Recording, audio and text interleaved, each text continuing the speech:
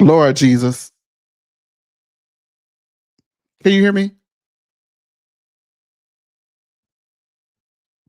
Ay, Dios mío. I believe my microphone was off, so I do apologize about that. And that's why I switched to the handheld mic, because I don't have to worry about that. But as I was saying, Sammie was supposed to be here, but he's not able to make it. So I do apologize about the first couple of minutes of the show today, but he's not able to make it. But I am here and we're going to get into the things. Make sure that you guys like, comment, subscribe, turn the notification bells on. Thank you, everybody in the lounge, for letting me know that you can hear me now. And we're going to get into the things. Episode 4, season 6 of the Real Housewives of Salt Lake City. And it's called Muzzy Needs a Muzzle. Now, y'all know I do not talk about the mamas, but we want to talk about the mamas today. And since every housewife on this show is a mother, it's going to be a whole lot of motherfucking going on. I mean, like mother talking going on. You know what I'm saying? Let's get on into it. We start the episode where we pick up episode 4, where we left off episode 3, and Whitney storming out because she was so triggered by Lisa and nobody really gave a fuck. I don't care. This is me. I cuss. Get used to it. Yes, make sure the girls like, comment, and subscribe. But I know there was a lot of discussion last week, and a lot of people are saying that Whitney cleared Lisa. I don't agree. I don't agree. Whitney got out of her seat. She was all in Lisa's personal space. She was all on her face doing this and grabbing on Lisa. And then she storms off because she can't, because Lisa triggers her. And as we'll see, we get to some sort of a resolve when Whitney leaves the room. So for me, I gotta be honest, I don't see how Whitney cleared Lisa. Y'all gonna have to come and tell me how Whitney cleared Lisa, because Whitney really cleared herself, if we're gonna be honest. Lisa then comes for Angie for saying she was like Jen Shah, and then tells Angie she only owns 1.5 lunatic fringe salons, and the rest are franchises. Angie says she actually owns 3, and the rest are franchise. Lisa again says you only own 1.5. Lisa said you own 1 in a possible. You got 1 in a possible, Angie K, and you ain't that business girl you be trying to act like you are, because you ain't. So stop it. Angie K says, you don't know anything about my business. I do. You do French fries. I do franchise. Mary's like, what did she say? Heather repeats it, and Mary's like, oh, that's good. Let me tell you something. I know the rehearsals at Angie K's house are like a freaking boot camp. She is in rehearsals, rehearsing these reads, because although they're clearly rehearsed, although they're clearly, pre-planned, she lands them motherfuckers at the right time. Because you do French fries, I do franchise. Ooh wee. Oh my God.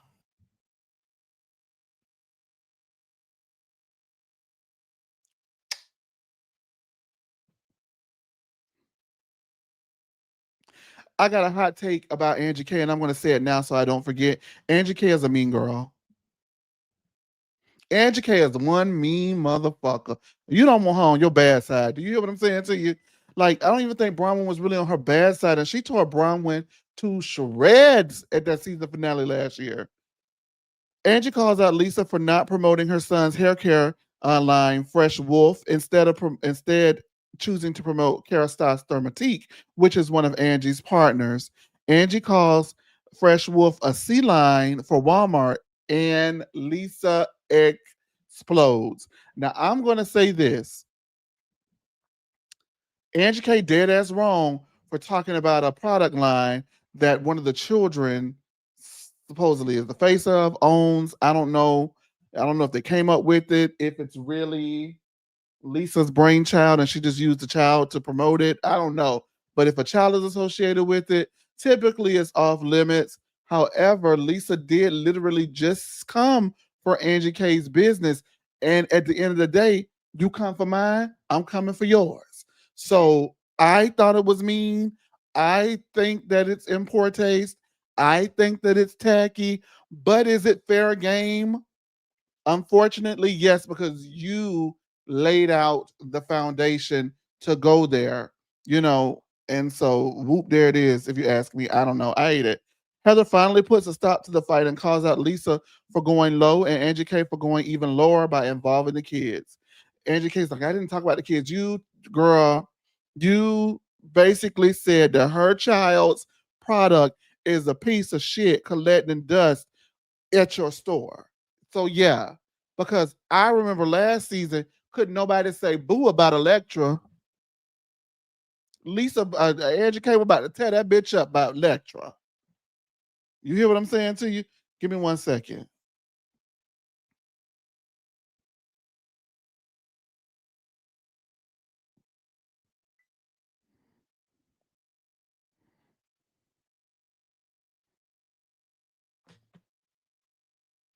Now, is that true, T? Y'all couldn't talk about Electra last season. Am I right or am I wrong?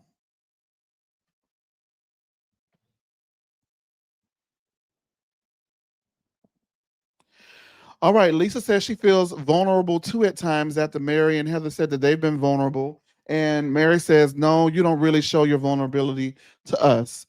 Now Lisa finally admits that she has a vulnerable side, and that's because she grew up different from all of the other ladies, and they don't know her. They don't know what she's been through in her life because she just is so different. She had a different childhood and a different upbringing, and she lives a different adult life than the rest of the ladies. Lisa admits she goes hard at Angie because she loved her. Angie apologizes, and Lisa accepts. But I don't know if you noticed, Lisa didn't give an apology back. Catch that dirt. Lisa also thanks Heather for being hard at her, for being hard on her when she needs to be, and she loves Heather. Lisa then says, you know, me and Bronwyn, we got things to work out, but I do see you, Bronwyn. Bronwyn says that she really only brought the lawsuits up because she just wanted Lisa to stop talking about her, and she really didn't delight in bringing up the lawsuits. And you know what? That's how it is. You have to sometimes you have to get a bitch up off of you, and if that means you got to go ahead and hit them where it hurt, god damn it, you got to hit them where it hurt. You want to talk about me so much and what I lie about and what I've done? Let's talk about the stuff that you don't want out. Let's talk about the husband. Let's talk about those lawsuits. Let's talk about everything. Let's talk about Kerastase Dermatite. Let's talk about Dusty Wolf or whatever the name of that damn body wash, lotion, whatever it is. And I read a review of it. The people say the body wash stink. Now they ain't, you know, I listen, the people say that shit stink. But you know, listen, I don't want to get into the churn and ripping that tearing down the churn business, but the review I read, the people said they couldn't even stomach it. It was stink. Anyway, so I understand where Bronwyn is coming from when they say when you know she says that she really just wanted Lisa to stop because Lisa would not stop. Lisa didn't even leave it at the reunion. She then went on the social media and continued talking about Bronwyn. So yeah, yeah. Let's talk about what you don't want out. I got to take Bronwyn's side on that. All right, from there, everybody cheers to moving forward without Whitney being present, and Mary and Heather um, go to lunch. But before we get to Mary and Heather going to lunch, Whitney, you are in a precarious position. You cannot let the girls know. You cannot let the viewers know. You cannot let production know. You cannot let the network know that, excuse me, you cannot let production know that these girls can do it without you. So what that means is you should not be leaving scenes. You need to be there every scene that your ass can get to, crawling over broken glass to film a scene. You need to be doing that because if the girls find out that they can do it without you, they will do it without you, and your broke ass will not have another source of income. And Justin really gonna be pissed because y'all started that alleged Alibaba business and you hired 30 people to sell alleged Alibaba pieces. Lisa says she got it on her phone, even though Lisa don't do no digging. And you got the nerve to be walking out of scenes when you know this is potentially your family's only source of income. Whitney, you better keep your ass at the scene and don't let these people know they could do it without you. You never let a bitch know they can do it without you, ever. Okay? The girls tried to get rid of Miss Quad. I was talking about Miss Quad today. The girls tried to get rid of Miss Quad. The production team tried to get rid of Miss Quad. And I don't give a damn if you like Quad or not. I don't give a damn if you're fond of Quad or not. The girls and production found out they couldn't do that motherfucking show without Quad. You can do Married to Medicine without Mariah or without Quad, but you can't do Married to Medicine without Mariah and Quad. So Whitney, if this show can move forward without Monica, they definitely may be able to move forward without you. And you may want to keep your ass put and fight and get out of people's motherfucking face trying to whip people's ass because you broke. Mary and Heather go to lunch, and Mary says that she doesn't do tequila because it tastes like medicine, almost like hospital. And she adds that every scent has a taste. Like if someone passes gas and your mouth is open, you can taste it. And Heather deadpans to the camera.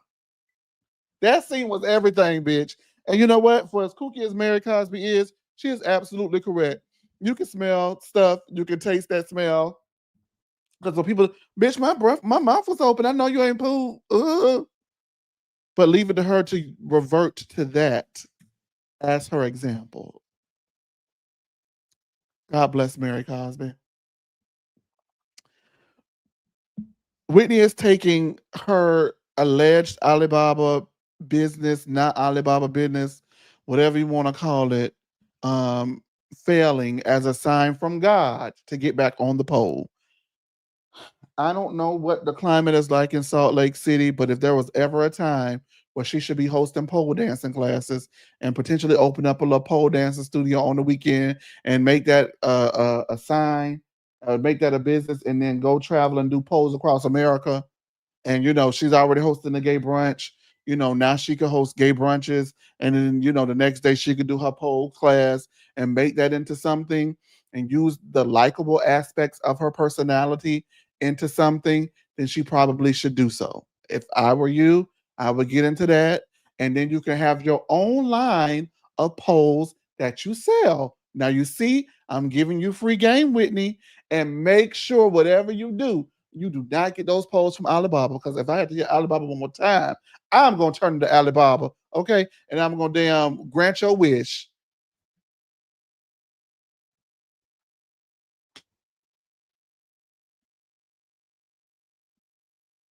Whitney gets on my fucking nerves. Yes, Kate, the poles across America, honey. Yes, get into the poles across America. Brahman and Lisa meet. Lisa apologizes for saying things that she didn't realize would hurt Bronwyn's family, mostly discussing Bronwyn potentially faking a miscarriage. Now, Lisa said that she did not think that would hurt her family. That shit is hurtful. Somebody was going to get hurt. You may not have been it malicious, but by going there, that shit was hurtful. Lisa, stop it with the bullshit, okay? Bronwyn didn't think that Lisa was being malicious, even though it hurt. And she even thanked her via text message because Lisa did jeopardize her friendship by talking to the other family. Lisa says she doesn't like it when her husband John is brought into the fray and brought into the mess. And Bronwyn says that she thinks there's a difference between her saying, did John know about the lawsuit or whatever, and Lisa literally saying that Bronwyn sucked dick for clothes and using a joke that Bronwyn told her against her 4 years ago. And I'll be honest with you, it has to be very hard navigating being a part of that show because you never know what the girls are using and storing against you. It's like it's like Ashley filming with Stacey off camera as we start the beginning of, I mean, not filming, but hanging out with Stacey Roosh off camera with the kids. The kids had a kids link up, and then as soon as the cameras come up, boom, she hits her. This is why people don't fuck with y'all. Messy asses. They eventually both agree no husbands and no children. And Lisa says that Jack comes home in less than 2 months. And hopefully, Jack can work on, why do people say, Alpha Wolf, Dusty Wolf, whatever the name of the wolf is. The product stinks. That's what the people are leaving on the review. Hey, Art World. Hey to the people in the lounge. Thank y'all for tuning in. Sammie was supposed to be here this evening. He's not able to make it. So hopefully we can get him in soon and get other people in, get some more familiar faces in here with me as well. I'm all jacked up on a protein shake. Let me ask y'all a question. When you, because I'm new to the protein shake life, when you drink a protein shake, like, does it make you hyper? Because I feel like I get this rush of adrenaline. Is that why people drink protein shakes and then go work out? Help me out, because I just feel a rush of adrenaline, like I can't really focus, but I'm trying to get through it. Okay, so Bronwyn continues to open up to Lisa. I don't know why. And Bronwyn says her mom was some acknowledge how hard she was on Bronwyn because she is softer with her granddaughter Gwen. Bronwyn says she is so rigid, and she herself is so rigid and wants to be liked because of her upbringing and doesn't want to be like her mom. So she hopes to fix that. And after what we see from her mom, I can see why she don't want to be like Muzzy. I honestly do. Like, absolutely, I get it. Um, so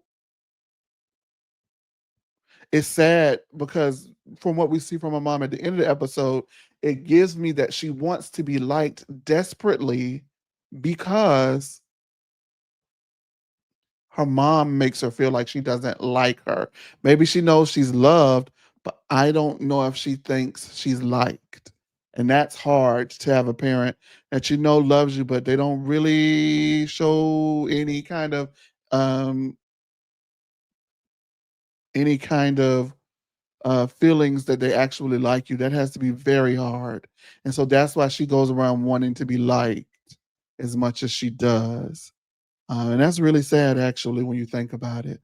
Basically, her mama not shit, and I said it, and I ain't changing on it. Mary's at her church and discusses how her mom thought she was going to take over the church when Mary's grandmother passed away. Her mom came to the church with a group of people and tried to run the choir, but the police came and escorted Mary's mother out after the pastor was like, they asked him who needs to leave, and he chose Mary's mother. Now this was willed for Mary to marry her step grandfather by her grandmother to keep the fortune in the family. And so Mary was the chosen one and not her mother. And her mother crashed out because she wanted to marry Robert Sr. for the money, her stepdad. Do I have that right? If it help me, if do I have this right? Robert Sr. is Mary's step grandfather, right? So he's not grandfather by blood relation, but he was indeed married to Mary's biological grandmother. Mary's mother wanted to marry him and assume the heir to be the heir apparent to the church and the financial throne. So she wanted to marry her stepdad. Do I have that right? So Mary wanted to marry her steppappy. Excuse me, Mary's mom wanted to marry her steppappy, and Mary won. Now we've heard Mary say she didn't really at first like it. She didn't want to have sex with him. She didn't want to do anything with him, but she did it because it was her grandmother's will and to keep the money in the family. Did the grandmother not have no insurance? Like that is crazy when you spell that out. Is that not crazy when you spell that out? The mother and daughter fought because they wanted to marry their grandmother's second, third, I don't know how many husband, but husband. That is just, I don't care how long. We rarely talk about that, but it still doesn't compute to me like that's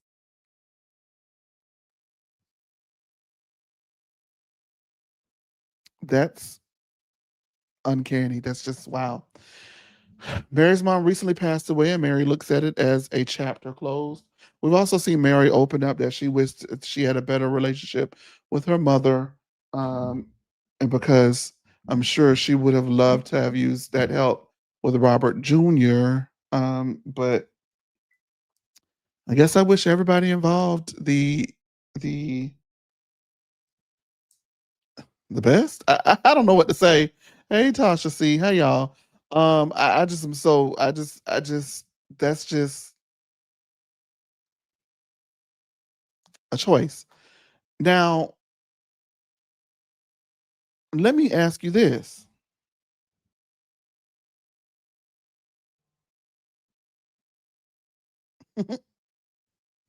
Remember when Mary called Heather inbred? Heather is scary. Cause ain't no way anybody married to their step granddaddy gonna call me anything, any kind of anybody's inbred. I don't give a damn if I'm inbred or not. I would have gathered her so quick. I know you're not talking when the grandmama is the baby. You got me fucked up. Who are you talking to? But Heather didn't say nothing because Heather's a punk. Anyway, Heather comes and Angie plays in her head, giving her a what do you call it? Giving her a perm to get her license back, her hair license, cosmetology license. And she tells Heather that Lisa sent an assistant to pick up the Alpha Wolf product.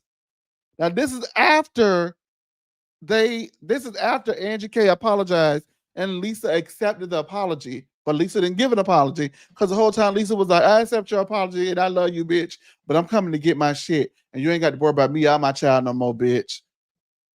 I kind of don't blame her.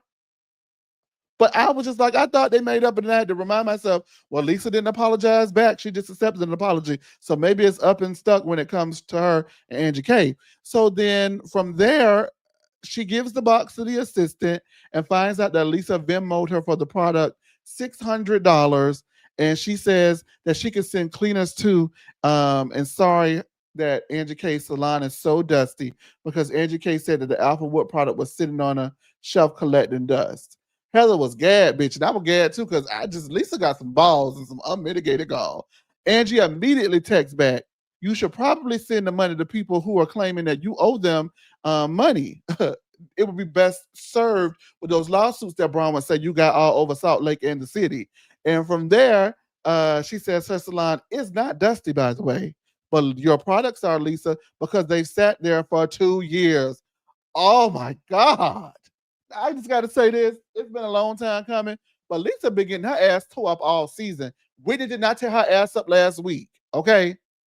I'm sorry to tell you. Whitney didn't do it. Whitney didn't tear her up that time. But between Brahma and Angie K, Lisa been getting her ass tore up. Oh my gosh. Oh my gosh. And the reason why I say Whitney did not beat her last week is because it only took one thing from Lisa to send Whitney spiraling.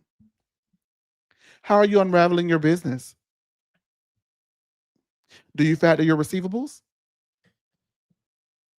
And Whitney went, oh, motherfucker, we're paying our bills, motherfucker. I gotta go, I gotta get out of here. She also called her redhead, and I forgot because it's just been so long. You know, growing up in school, I'm old enough to remember, that could have been used derogatory. And so I didn't catch it, but she did call her redhead, and I thought it was she was like just commenting on the hair, but that is, that can be used as an insult. Like, I think y'all gonna get mad at me for equating this to that, but I think that people making fun of your red hair is the equivalent to colorism in the black community. That's colorism for white people. That's trying to like they almost akin to trying to say you dirty because you got red hair, Raggedy Ann or something like that. You see, so that's why Whitney got pissed. So, baby, I'm sorry. Lisa was dead ass wrong for saying that. If that is indeed how she meant it, I'm not white and I don't have red hair, so I can't speak for that community. But I do know that it can be used as with a negative connotation. So, yes. All right. So after Angela K told her to take her $600 and shove it up her ass and shit it back out and pay them people on that lawsuit, like the lawsuit man who say he put a credit card in Lisa Barlow's name, and Lisa Barlow begged him not to tell her husband John, and that's why when Brahma was down to Rich Amy house hollering John, John, John, Lisa got pissed, and so when they sat down, the first thing she said was John off limits, even though Brahma was looking like, bitch, I ain't say nothing about John. I said something about how you allegedly had the lawsuit man give you that credit card under his name, and then you were supposed to pay him back, and he's suing you back for the money, and you told him you didn't want your husband John to know that a lawsuit man was giving you motherfucking cards of money, bitch. So while I'm over here sucking dick for money, what are you doing for that lawsuit man to have given you a credit card? Catch that dirt, because the word on the street was you allegedly, suck dick for Utah Jazz tickets too. So all those the same people. So that's why Brahma was looking confused. Anyway, now that I've broken that down, Lisa texts back and says, at least I don't have to borrow money to take vacations and pay it back with my credit card. And I was like, well, shit, don't everybody do that? I don't know. Anyway, Angie is sick of it and she didn't talk about her kids. And Heather says, you talked about our kids' product line. So, you did go there. And it is mighty ironic. And I will bring it up again for everybody who is filtering into the room. The fact that Angie K brought that up about the child's product line when you couldn't have said boo about Electra last season. And Lisa, excuse me, not Lisa, but Angie K was going to whip that lady ass for talking about Electra. I don't make the rules. Angie K said that Lisa said that Angie was jealous of her and her shiny black hair. And Angie said that they all have great hair. And Lisa isn't special. Her hair is bowling ball black. And it doesn't even shine. And Angie recognizes either she's going to go lower or walk away. And Heather wants Angie to let it go and not come in so hot the next time they see each other. Now, let me tell you something, Heather Gay. I don't like no fake neutral person. And I'm the type of person that I know in my mind that I should only be concerned about me and your conversation with me. But because I do not know whether or not you're telling Lisa to don't come in hot when she sees me and to not talk about my business and to leave people off limits in my life, I don't really want to hear what you got to say, because all we know, we don't know if you're being neutral, because what we do know is that Heather Gay is the biggest Lisa Barlow ass kisser on the show. So a Lisa Barlow booty eater cannot tell me, a booty licker cannot tell me to take it easy on somebody whose ass she's actively in the midst of kissing. I am so sorry. The sentiment and the feeling and the want to is there, Heather, and I get why you're saying it, but you're not the person to say it. Right message, wrong messenger, because we all know that Lisa Barlow is playing you like a fiddle. In the words of Kenya Moore, I'm Faye Faye and I'm playing you. I'm Faye Faye and I'm playing you. Girl, you are the biggest instrument being played by Lisa Barlow. So Heather, you can take that and stick it up your big face ass. Because no ma'am, no ma'am, no ma'am. No, ma'am, Heather. No, ma'am, Heather. Can I get a no, ma'am, in the lounge? Can the girls give me a no, ma'am? It's a no, ma'am. No ham, no Pam. No, ma'am, Pam. No ham, no turkey. It's no, ma'am, for me. Heather Gay can't tell me shit when it comes to getting a bitch together. And this is the reason why I feel like Angie K is like that. Because let's remember how Angie K came into this show, and then season 3, she was a friend of, and Jen Shaw poured that drink on her. And then they were little girl in her. Lisa Barlow was little girl in her all at the beginning of season 4. And so that's why, or all of season 4, really, she was little girl in her. So that's why Angie K coming hot like that, because she is tired of being the punching bag. And so, like we said earlier, what do you do when somebody always punching on you? You have to get a bitch up off of you. And so I was trying to be nice. I let you girls pour drinks on me. I have let you girls talk to me any kind of way and treat me any kind of way, like Lisa did season 4. I've let you girls come for me and call me Sam and the Greek Mafia and all these things like the girls have done over the season. So when you come for me, you're not going to get the Greek Mafia, but you will get a Greek militia, because I'm lighting that ass up every time you text me with some bullshit. And that's exactly what Angie K did to Lisa Barlow. I think it's mean. I think it's low, but I think it's part of the course, because y'all treated her like shit. her first couple of seasons on that damn show. And so when she gets to talk about how your baby body wash stank and it collected dust in her studio for 2 years, I got to go like this. Even though she started it with Lisa this season by likening Lisa Barlow's business endeavors to Jen Shaw, I still got to go like this because y'all started it with that lady. Don't start none and it won't what? In the lounge. Don't start none, won't what? Y'all tell me what the rest of the answer is. Because when you start some, unfortunately, it's got to what? You see how that work? That's how the ball go. The girls in the lounge over here on the Twitter are saying, no, ma'am.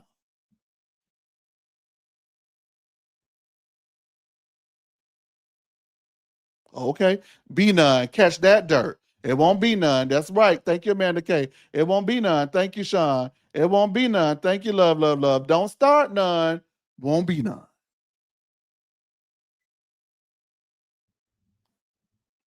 And now you're learning your lesson the hard way because every time you cross her eye at Angie K, she is lighting your motherfucking ass up. And I got to go like this. I can't even say nothing. Because, oh my God, it's so mean, but it's also funny. And it's also like, well, when she was loyal and kissing your ass like Heather is doing, you treat her like shit too. I don't know, Lisa, what you want me to do. Whitney and Brittany meet up and they both apologize to each other for the mean things that they said to each other at the season premiere this year. Brittany really didn't say anything mean. She just asked the girl about her businesses, and she wanted to go ahead and talk about Lisa's business. What's going on with your business? And Whitney crashed out and accused the girl of sucking dick for money.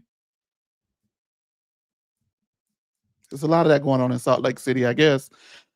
Anyway, Brittany says her daughter wants her to finally put her first through their relationship by not dating for a while and focusing on their relationship. Brittany is working on getting re-engaged with Jared, even though they were engaged for 2 months and they 2 weeks, and they broke it off. Brittany says that it's a hard ask for her to put her child first. Whitney encourages Brittany to try not dating Jared for at least 30 days, as their history is messy and it could at least show that she's focused on her kid. She literally shakes Brittany, and Brittany says she understands. But if you ask me, the bitch ain't understand. She understood all right. She understood as soon as that scene got done, she was finna go ahead and go to Osmond Lane and get some of that Jared Osmond third generation removed from the Osmonds. Not really a Osmond, didn't sing on none of the hits, wasn't on none of the TV shows, wasn't in none of the cast photos, wasn't none of the family picture Osmond dick. That's what she going to get. Damn that.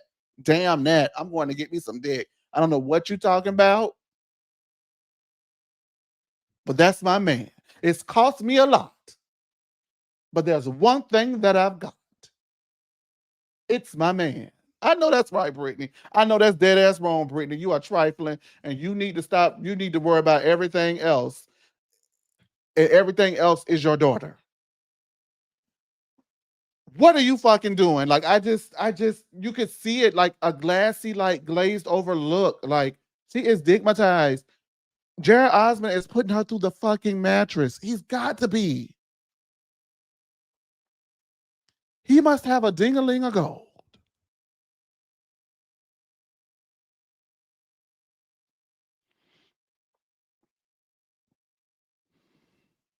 Now, there is another part of me, while I think that Brittany is a deadbeat mom, that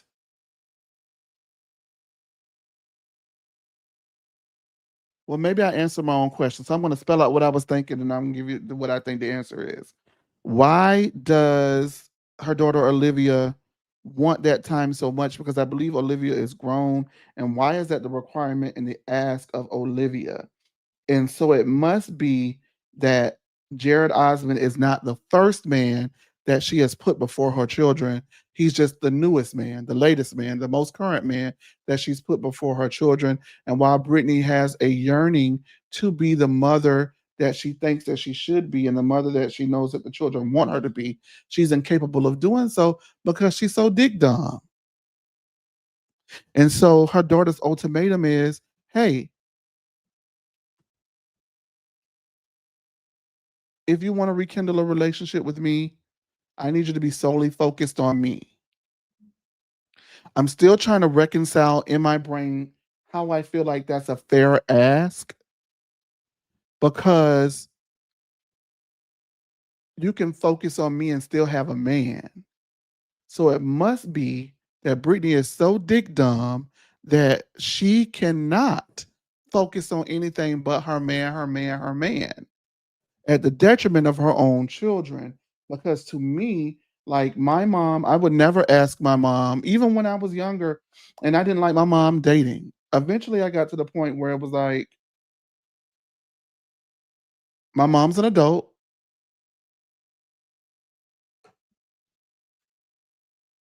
and I'm going to structure how I want my life to go, and I'm going to respect her and her boundaries while still maintaining a relationship with my mother because, my mother deserves to have a dating life as well. And honestly, it wasn't until I got my first real boyfriend that I think that I came to that conclusion.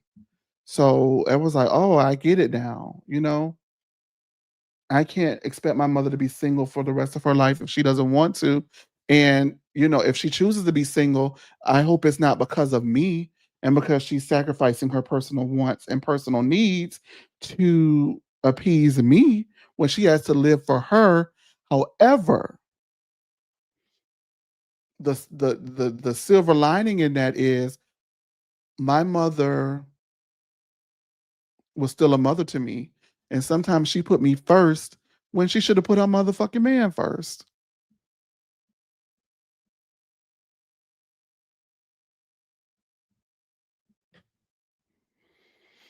Because she loves her children. And looking back, that's not fair to her. So I kind of struggle with where I'm at on that because if your mother has to completely stop talking to a man to focus on you and your relationship, what happens when she gets a man? She's probably going to repeat the same pattern of behavior because she hasn't exhibited the skills or had the on the job training to juggle both.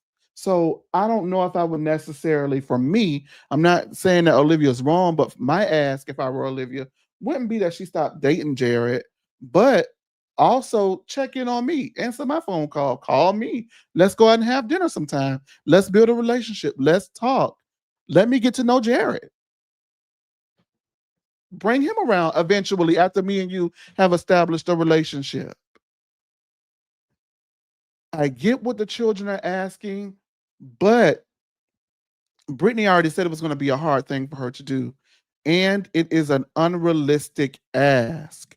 And so while I understand what the children want and what they need, like what they want their mom to stop dating men long enough to repair the relationship. But do they need her to stop dating men long enough to repair the relationship? I don't know if that's a need more so than a want. The need is to have a relationship with your mother. And so Brittany has to also look at it from their lens, and say, do I want a relationship with my children or do I need a relationship with my children? And maybe I could scale back getting put through my mattress 7 days a week and make some time 2 or 3 of those days to hang out with my children, check on my children, call my children. I don't know. I think it's more like on the surface, just looking at it, it's easy to say Brittany is trash and she needs to dump Jared and focus on her children. But when we're being realistic about situations, how do we realistically look at this situation and break it down and make it make sense? Do you see what I'm saying? You've got to find a balance. You do. I want to read some of these comments really quickly. So give me 1 second. See what y'all think about Brittany and Jared. But I do think it's quite interesting that you're so dick dumb that you can't focus on anything else. I think that's new. It's odd.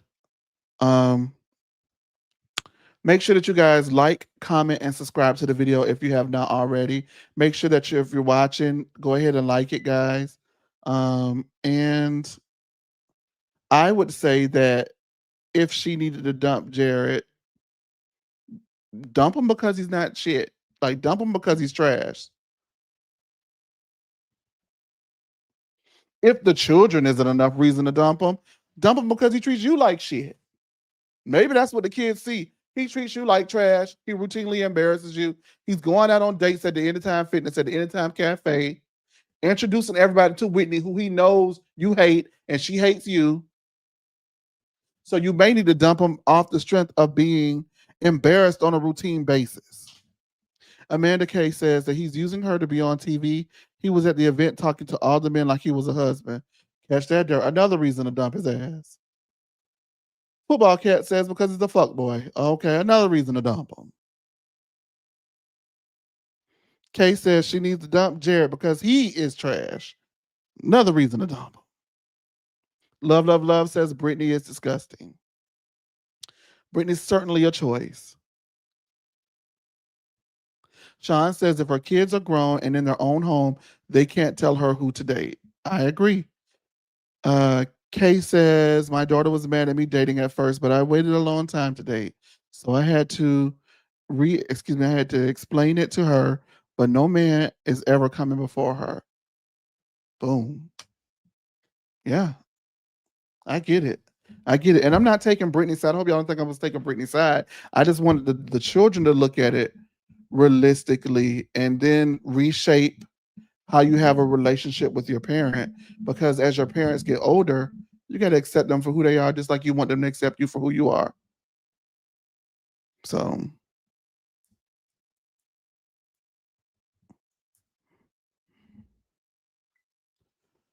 oh, this is a good one. Love, love, love says, and I want you guys to see this. Brittany is a result of being forced into a life, and now she can't put her daughter first because she didn't want kids when she had them. And I remember she said that last season. She wasn't necessarily jazzed or thrilled to have children. Ow, yeah, that's an ouchies right there. That's an ouchies moment. But she does recognize the need now that they're older and she's older. She's looking back and realize how shitty of a mom she was, and she wants to get better. But the want to get better does not exceed the want for Jared Osmond to put her through a mattress. So you just have to reconcile that you're a shitty mom and just deal with that and live with it like that. And the children may have to come to that realization as well. Ooh wee. Thank you guys for tuning in wherever you are. We greatly appreciate it. Thank you for all the retweets. I see a lot of retweets on Twitter. Thank y'all so much. I appreciate that. All right. Bronwyn's daughter Gwen and her boyfriend are going bowling. And that's because let's just call it what it is. Gwen's going to play with balls. Uh-huh. Bronwyn's mom, Muzzy, says Gwen learns by her example, her being Bronwyn's example. And since Bronwyn doesn't care, neither does Gwen, because Bronwyn was like, I don't care, at least she's telling me. Bronwyn says she just wants Gwen to be open with her. And Muzzy says that parenting style historically has never worked from what she's seen. Bronwyn says, well, you had a different parenting style, and did that work? And Muzzy, for the first time, shut her mouth. And that's most especially because Bronwyn had Gwen at a young age by herself. Muzzy thinks tough love works, and Bronwyn doesn't think so. Bronwyn tells a story about how they were out shopping at the Baby Gap, and Bronwyn didn't get a baby shower or to celebrate her pregnancy. And she says that her sisters were pregnant all at the same time, and they were down to the Baby Gap, and she had bought some baby clothes, and the cashier said, are these for you? Or something to that effect. And Bronwyn said, no, these are for my sister. And the cashier apologized because she was like, I'm so sorry. I thought you were pregnant as well. And Bronwyn was pregnant, but Muzzy was only buying gifts for the child that was born according to the way that Muzzy felt that the child should be born. Muzzy says it wasn't her fault that Bronwyn didn't have a happy pregnancy. And Muzzy said that she was miserable because she's only thinking of herself. Muzzy said that she was miserable and because of the embarrassment that Bronwyn put the family through as her husband was working at the church at the time. And so it was embarrassing for her that Bronwyn was pregnant at a young age in college out of wedlock.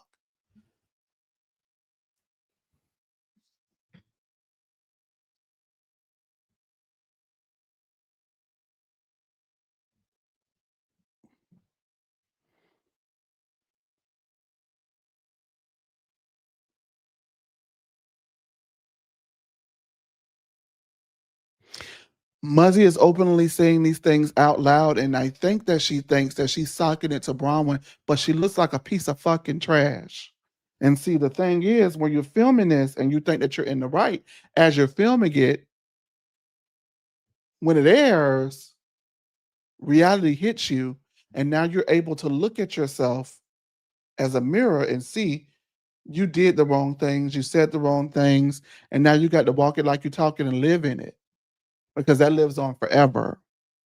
I remember when I finally came out to my mom, um, after a long, long, long witch hunt to figure out whether I was gay or not. I kept denying it, kept denying it, kept denying it. And she kept pulling out receipt after receipt after receipt. And I just said, you know what? Yes, I am gay. And my mother was furious. She was furious. And, you know, we eventually started, patching up and, you know, I made it, bandaged it. I told her I was bisexual. I wasn't. I like niggas. Okay. And so as we were, going through that journey of her acceptance of who I was, something that she would say would be, what about me and how I make me feel? How you think this make me feel? And did I do something wrong? And did I raise you wrong? And what are my friends going to think? And don't dress like this, or don't talk like this, or don't say this, because what about me? And what am I going to do? And all of those things. And one day I eventually snapped and I said, it's not about you. This is my life.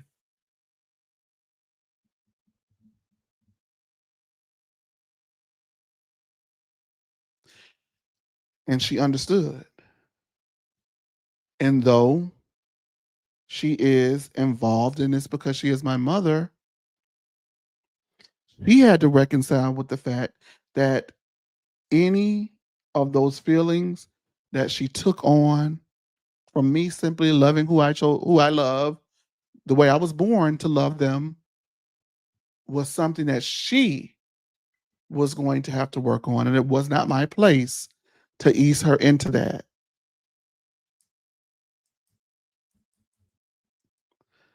because it's not about you. And honestly, I would have come out of high school, but I chose not to come out of high school because I was thinking about her. And I was just like, had the mentality, I want to make it through high school. I'm going to give it to high school. My first date was the night before my senior prom. Like I gave it to high school and I was like, okay, girl. All right, girl, I'm finna graduate. I don't have to hide anymore. When I graduate, I'm going to be who I want to be. Right. And so Muzzy doesn't realize by being as miserable as she was and embarrassed by Bronwyn having a baby out of wedlock while her husband worked at the church and it wasn't the Mormon way while she was going to be BYU, she did impact Bronwyn not having a happy pregnancy. She is part of the reason why. Because I'm sure Bronwyn already had to reconcile with the fact that I'm young, I'm in college, I'm not married, my dad works at the prison, my mom's a bitch, and I got to figure out what I'm going to do because this lady won't even buy me and my baby no clothes at the baby cap. You know how nasty you got to be? My mom would never, never purposely exclude one of her children. Never. Gross. Gross. Muzzy says they were like daycare while Bronwyn was working so she could pay her bills and take care of her child. They did it so Gwen wouldn't go to foster care. That was a dig. She said, we did it so Gwen wouldn't go to foster care. First of all, Gwen going to foster care shouldn't have been an option. The children are not the grandparents' responsibility, but I know that if I had a child and there was a slight inclination or a slight chance that my child may be going to foster care because I was down on my luck, back against the wind, trying to make it, no way to win, in over my head, my mama would adopt my motherfucking child and my mama would make sure that my child would not go to foster care. So for Muzzy to throw foster care in Bronwyn's face is deep and personal and nasty because she knows how bad Bronwyn struggled to get out of that deep, dark place she was trying to survive and make a life for her and Gwen. That is fucked up.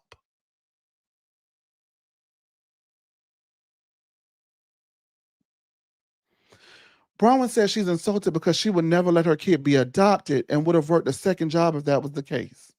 Muzzy says just because she doesn't say that Bronwyn is doing a great job and she's wonderful doesn't mean that she doesn't often think it. And she just doesn't want her to know that she thinks that she's so wonderful or let Bronwyn think that she's too good. What motherfucking mother would see that their child is struggling?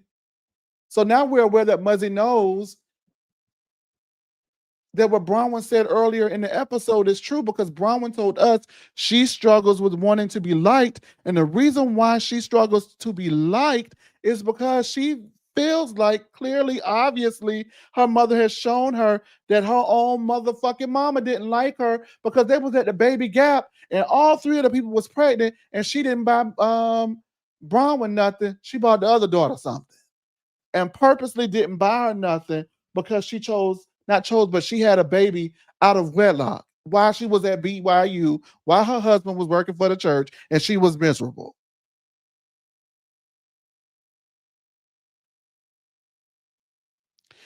I don't like when people could see that they're purposely putting their finger on you, putting a lid on your cap, thumbing you down, making sure that you can't be all that you can be. And let me tell you one thing about God. Now I'm gonna bring God into this.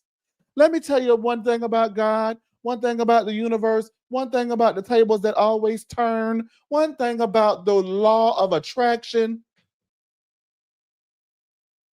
God will take everything from you and give it to the person that you actively rooting against and actively are going against just to show you who is God. Because Muzzy must think that they were praying to her in that household and she was God. Because Muzzy, you are not. So even though you recognize that your daughter has self-esteem issues, you recognize that you treated her like shit, and that's why you wish that you would have been a grandparent first before you were a parent because you recognize now how hard you were on Bronwyn, and you actively keep affirmations away from your grown-ass daughter who is looking to you and needs them while you sit in her motherfucking big-ass house with the East Wing. Okay? While you sit on her couch in her house while you sit on her couch in her house while she's filming a reality show that she is a star on. You ain't got to tell her that she all that in a bag of chips. You want to know why you don't have to tell her that she's all that in a bag of chips? Because if Bronwyn stopped focusing on getting acceptance from you and took a step back and looked at her situation, she would realize that the universe and God has already let her know that she's all that in a bag of chips. Because mama got a house with an east wing in it. Mama got all them ugly ass clothes that she can't put together to save her life. Mama got a daughter that love her stinking guts. Mama got a motherfucking man that even though he don't like her, he may love her, but he pay for everything, including your motherfucking bills. And mama is the star of her own motherfucking show. Catch that dirt. That's how the universe will fuck you up. You think that you got it, you control the purse strings, and you control somebody's self-esteem, and you control somebody's destiny. And if they don't do things the way that you want them to do them, then the things just won't get done. When catch this dirt. If Bronwyn took a step back from focusing on you and looked around her surroundings and saw that she's in a big ass mansion with some ugly ass, fabulous, fancy clothes and a camera crew in her face on one of the most popular reality television shows that is water cooler culture, and she's part of the reason why that show is a hit, she will recognize that she already got the bag and she is the chip, okay? And she don't need your dip. Catch that dirt, Muzzy. You need a muzzle because you are miserable. And you're dead ass wrong. And if you come up out of that misery yourself, Muzzy, and just go ahead and admit, you know what? My daughter got the eye and the teeth. Maybe you can get you one of them paparazzi diamonds like Candy be giving her mama, okay? Maybe you can get a confessional. Maybe you can get a sapphire ring. Maybe you can get a house, okay?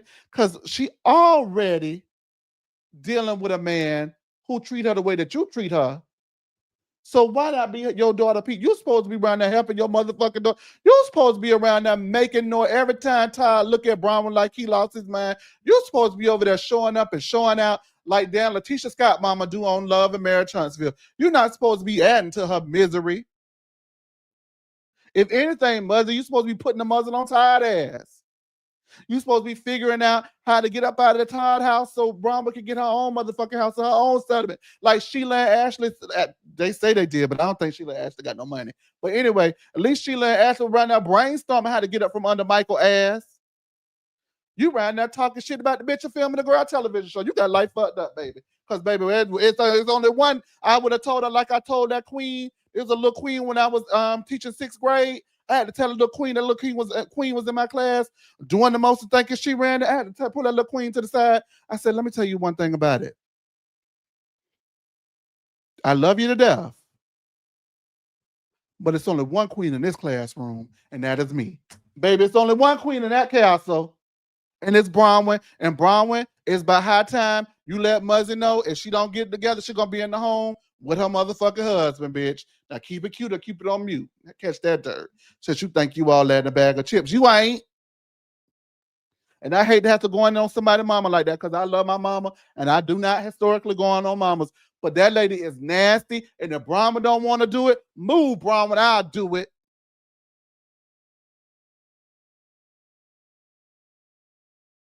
That's why you ain't got no paparazzi diamond. Mama got a paparazzi diamond. We saw Candy buy her motherfucking mama a house. And Candy mama said, I don't like the house. While she was staying in another house that Candy had already given her. And what Candy did, went out and bought her mama another house. Girl, you better hope you get a corner with a window in that motherfucker. Muzzy, you playing the game wrong. Because guess what that would mean you would have to do in order to get the paparazzi diamond, in order to get the sapphire, in order to get the car. Guess what you would have to do, Muzzy? You would have to humble yourself, apologize, and admit that you were wrong, and then be supportive of the one child that you tried to push down in order to lift the other two up who did it right according to you. But again, like I said earlier, you're not God, and we playing, but God gets the last laugh, diva. And now look at you, sitting on your daughter couch, who you thought wouldn't make it out, who you thought was down on her luck, back against the wind, no way to make it, and no way to win. Huh. You and Bronwyn shit. And that's what happened to the other two daughters who did it right. Why you not staying with them? Why their husband not paying your bills? Exactly. So when you dig a ditch for one, you got to dig a ditch for two. And Muzzy, I don't think you realize it, Muzzy, but you too, right now, are in a sunken place. Because imagine treating somebody like shit your whole life. And then the person you treat like shit your whole life, God bless, elevate, and now you got to go back to him because you in need. Ooh wee. Ooh wee. That's some nasty work. And I hope y'all caught everything that I spelled out and apply that to your own personal life if the shoe fits.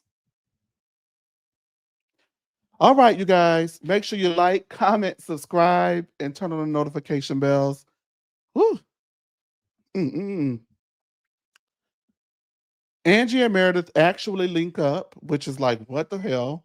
Angie and Meredith actually link up, and Angie tells Meredith that Lisa told Angie K to dig up and research Meredith and her family and their charges and all of these things when Angie K and Meredith were actively in their beef.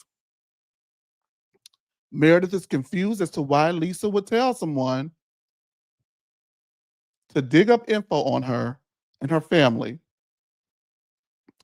She's going to talk to Lisa about it, but she doesn't believe Angie K is telling the truth because why would Lisa tell Meredith's sworn enemy at the time to dig up info on Meredith when Lisa and Meredith were cool?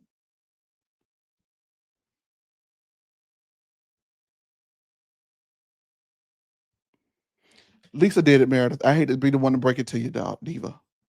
Lisa did it, and Angie not lying about it. I don't think she lying about it, Miss Finesse. Yes, the people say pass the plate. You can always pass the plate by going ahead and sending a super chat or sending me a cash app right here. You can always pass that plate, honey. I believe it. And the reason why I believe it is because attempting to they've actively been attempting to build a wedge between Meredith and Lisa this season. And we only 4 episodes in. Everybody said that that Meredith didn't defend Lisa. You know, that's the one thing Lisa really actively wants is for her friends to go up to bat for her and fight for her. And to say that Meredith sat there and said nothing was a lie. Number one, Meredith didn't say a lot, but she didn't. But she did say something. She said a lot. She didn't say a lot, but she said something. And so for them to do that and all of them be in agreement, except for Brittany, that Meredith didn't say anything in defense of of Lisa. And now we get this where she's digging this up. It's really so Angie K can get at Lisa. And so if she and Lisa have sworn off coming for each other, how is a way that you get at Lisa without actually getting at Lisa? And that's by building a wedge between Meredith and Lisa, because Meredith is one of Lisa's only friends on this show. Brittany is an irrelevant non-factor. We don't know how much more Rich Amy's going to film with us, and nobody is going to be able to take Heather's lips off of Lisa's ass. So who else is left? Meredith. And one thing about Meredith, love her down, but Meredith can fall for the okie doke. The reason why Meredith does not want to believe that this happened and doesn't give Angie K the satisfaction in the moment is because she does not really like Angie K. And so in order to say fuck Angie K, the biggest way you can say fuck somebody is I don't believe you. Especially in Housewives. Remember when they said on Beverly Hills that Yolanda was talking shit about Lisa Vanderpump? And Kyle was like, I'm telling you, she said this. And Lisa Vanderpump was mad at Kyle. And so instead of saying, I'm mad at Kyle, Lisa Vanderpump was passive aggressive. And the way that she used her passive aggressiveness was to say, I don't believe you. I believe Yolanda, even though it's quite obvious and plain to say that Yolanda was talking shit about Lisa Vanderpump. But she only said that she swallowed that talking shit, but she did it to get back at Kyle. And I think that's what's going on here. Yeah, Rich Amy, they say Rich Amy out the door. I like Rich Amy, but they say Rich Amy's out of the door. So I do believe that Angie K.A. is only bringing this up to get at Lisa some more and whack her again after, the whole Alpha Wolf thing. And then I do believe Meredith is purposely downplaying this, and we'll see where that goes next week on the episode. But if you ask me, Lisa did it. Why Lisa did it, I don't know. We'll find out. But Lisa did it. All right, guys, I'm going to read some of your comments if you have them. If you want to call in, you can. I'm going to go ahead and drop the link. If we have no callers, I'll drop the mic and go on about my business. because it's late. But there is the link that you'll use to copy and paste and give me a call and talk about the Real Housewives of Salt Lake City. Thank you guys. It's a lot of you guys watching, almost 100 of you guys. So I appreciate that. Late at night like this. Thank y'all so much for all of the retweets and everything. Um, let's see. Yeah, I had to get in that ass tonight, y'all, because that really just pissed me off. Um, mm, mm, mm. I had a testimony in that thing now because the thing is, the stuff that people actively try to obtain and keep you away from, whether you believe in God, the universe, whoever you believe in, I've seen it to where the universe and God will give it to you, and you didn't even ask for it. I'm a witness, so that's how I knew what I was talking about. Muzzy was very triggering for you, Miss Finesse. Yeah, I see that. I can see that. Thank you. Okay, thank you. I don't know if I got it right, Miss Finesse. We don't always get the takes right, but I just found it quite interesting that she acts the way that she acts. While honestly, if we're being just honest, Bronwyn is living a life she wishes she had. So is she jealous? Maybe, I don't know. Hey, Indigo Sage, how you been doing? Just getting here. Well, we almost done with the daggone. We done with the review now. Um, Amanda K, Angie K, Angie definitely wanted to get under Lisa's skin, and I believe when Angie said, I'm sure Meredith believes it. We saw that hot mic moment when Lisa was calling Meredith all kinds of names. Absolutely, that's why I believe it. Lisa, Lisa is Lisa. Lisa gonna take her dig. She's gonna get her whack in. So we'll see you next week. Hopefully, we'll have the panel here next week, you guys. Thank you so much for being so supportive. Love, love, love. Indigo Sage, Art World, Amanda K, Miss Finesse, Sean, anyone else who I missed. There was a lot of people who came through. Katie and K, and okay, thank you guys so much. Football Cat, thank you guys so much for all of your support. Thank you, Miss Finesse. Thank you guys. And we'll have your Mojito Mommies out this week. Potomac is going to go live, I believe, again this Sunday after the show. So we had a great time on Sunday. Check us out. I know you guys heard the announcement from the Lean that the Lean is on hiatus. So you'll see some of those people who I can convince to come over here. Hopefully you'll see some of them over here. Yeah. Make sure you guys go follow Indigo Sage's channel as well. Thank you so much. And y'all have a good night. Be safe out there down to the Atlanta, okay? Well, wherever y'all at. Be safe. Peace. Yeah, yeah. Ooh. I'm joking. I'm joking.